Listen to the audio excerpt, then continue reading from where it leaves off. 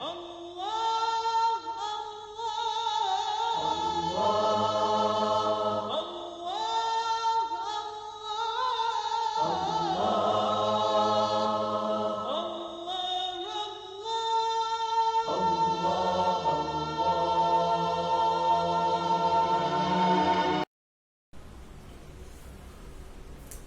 باللہ من الشیطان الرجیم بسم اللہ الرحمن الرحیم۔ ناظرین السلام علیکم۔ بے لطف پروردگار میں پھر آپ کے درمیان حاضر ہوا ہوں اپنے درس کو ادامہ دیتے ہوئے۔ کل گفتگو ہوئی تھی نماز مسافر کی، آج گفتگو کی جائے گی کہ نماز قضا۔ جس نے بھی اپنی نمازیں وقت پہ نہ پڑھی ہوں تو ان پہ لازم ہے کہ ان نمازوں کی قضا بجا لائیں۔ جو نمازیں قضا ہو گئی ہوں اسے بجا لانے میں کوتاہی نہ کریں، لیکن یہ بھی ضروری نہیں ہے کہ اسے فوراً انجام دیں۔ نماز قضا بجا لانے میں ترتیب لازم نہیں ہے، لیکن اگر ایک دن کی ظہر و عصر اور مغرب و عشاء قضا ہو گئی ہو تو یہاں پہ ترتیب لازم ہے، یعنی پہلے ظہر کی قضا کرے، پھر عصر کی قضا کرے، بعد مغرب کی قضا کرے، عشاء کی قضا کرے۔ لیکن اگر کئی دنوں کی نماز قضا ہیں تو وہاں ترتیب لازم نہیں ہے، بلکہ بہتر ہے کہ ترتیب کا لحاظ رکھے، لیکن ترتیب لازم نہیں ہے۔ گفتگو ہوئی تھی کہ واجب نماز کتنی واجب ہے، تو اس میں ایک واجب یہ بھی تھا کہ والد کی قضا نمازیں بڑے بیٹے پر واجب ہے۔ اگر بیٹے کو یہ معلوم ہو کہ اس کے باپ کی نمازیں قضا ہیں تو اس پر واجب ہے کہ اس قضا کو ادا کرے۔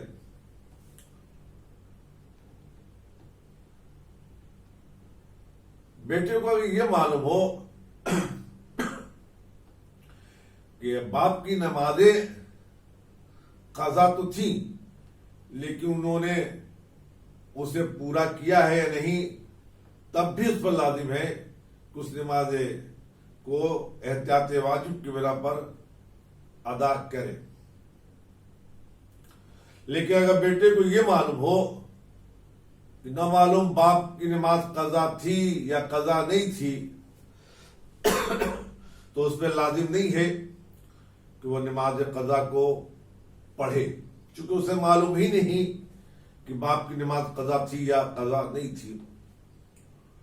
ماں کی قضا نمازیں بیٹے پر واجب نہیں ہے، لیکن بہتر یہ ہے کہ ماں کی قضا نماز بیٹا ادا کرے۔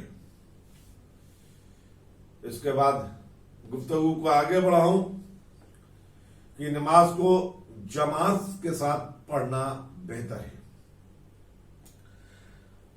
واجب نمازیں جماعت کے ساتھ پڑھنا مستحب ہے، اور مسجد کے قریب جو رہتے ہوں یا جن کے کانوں تک اذان کی آواز جاتی ہو ان کے لیے لازم ہے کہ وہ مسجد میں جا کر جماعت میں شریک ہوں۔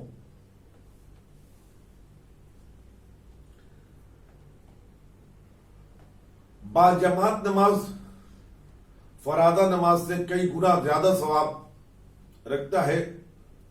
مختصر یہ ہے کہ کم سے کم جو تاریخ میں آیا ہے وہ یہ ہے کہ ایک فرادہ نماز جماعت کے ساتھ پڑھنے کا فرق 25 گنا ثواب، یعنی جو نماز فرادہ پڑھی جائے اس کا ثواب الگ ہے، لیکن وہی نماز اگر جماعت کے ساتھ پڑھی جائے تو 25 گنا ثواب اسے زیادہ ملتا ہے۔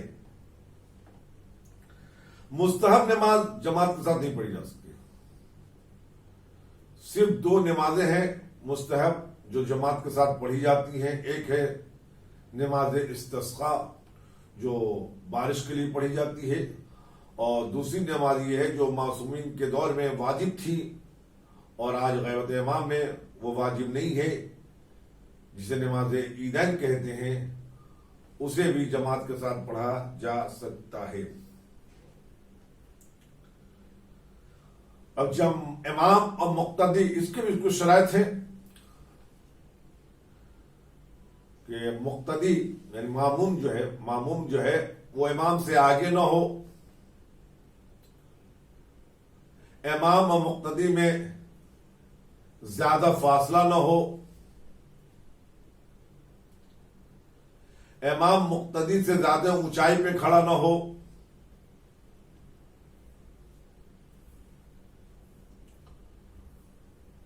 اگر یہ چیزیں شرائطوں میں ہیں، یہ چیز کو نظر میں رکھنا ہوگا۔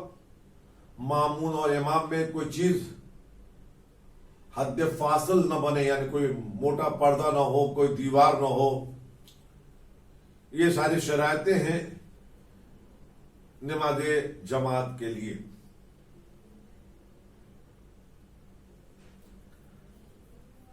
اور جو امام ہے اس کے بھی کچھ شرائط ہیں کہ امام جماعت کون ہو سکتا ہے۔ پہلی شرط جو ہے کہ امام بالغ ہو، امام عاقل ہو، امام عادل ہو، امام شیعہ اثنا عشری ہو، امام حلال زادہ ہو، امام کی قرت صحیح ہو، اور اگر سارے معمومین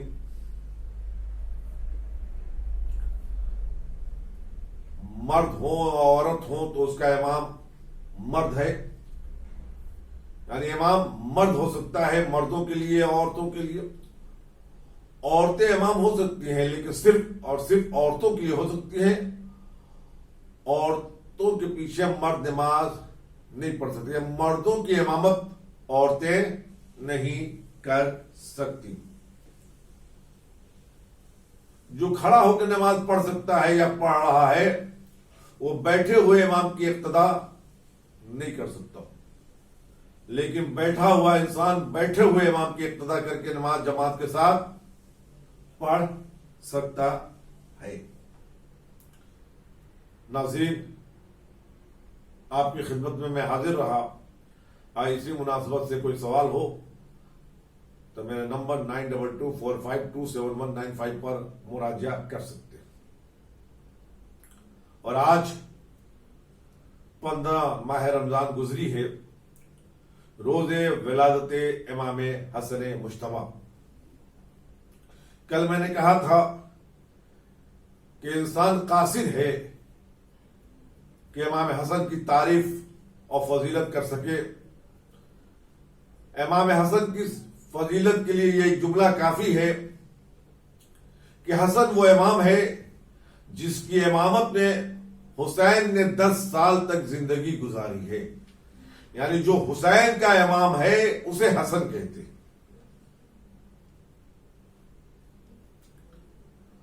آج ان کی ولادت کی تاریخ تھی۔ ہم نے تہنیت عرض کیا، لیکن ایک سوال ہے، کیا صرف تہنیت عرض کر دینا کافی ہے؟ بہترین تہنیت آج کے دن تو وہ ہوگی کہ آج ہم عہد کریں کہ مولا آج کی ولادت کے دن ہم عہد کرتے ہیں کہ ہم اس نقش قدم پہ چلیں گے جس پر چلنے کا حکم آپ نے دیا ہے۔ ہم امام حسن کا تذکرہ تو کرتے ہیں لیکن ذرا سوچیں کہ وہ حسن مسجد میں بیٹھے ہوئے ہیں اور ایک انسان آ کر دشنام دینا شروع کرتا ہے خود امام حسن کو اور ان کے والد بزرگ امام علی مرتضیٰ کو، اور امام خاموشی سے سن رہے ہیں۔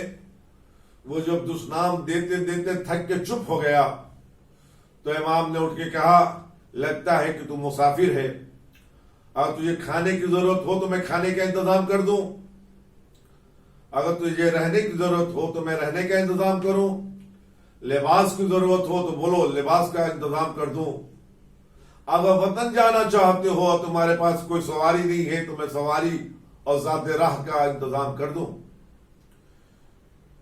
جب حسن کی اس اخلاق کا مظاہرہ دیکھا تو قدم حسن پہ ہاتھ رکھ کے بول اٹھا کہ آج سے پہلے آپ کا بدترین دشمن میں تھا اور آج کے بعد آپ کا بہترین دوست بن کے میں دکھاؤں گا۔ تو کیا ہم میں اتنی جرت ہے کہ ہم آج کے دن یہ عرض کر سکے، مولا ہم گناہگار تھے، خطا کار تھے، ہم نے گناہ کیے ہیں، ہم نے خطائیں کی ہیں، لیکن آج آپ کی ولادت کے دن آپ کے بیعت کرتے ہوئے یہ اعلان کرتے ہیں کہ مولا آج کے بعد ہم آپ کا محب بن کر دکھائیں گے دنیا کو کہ ہم دیکھو ہم حسن کے ماننے والے ہیں۔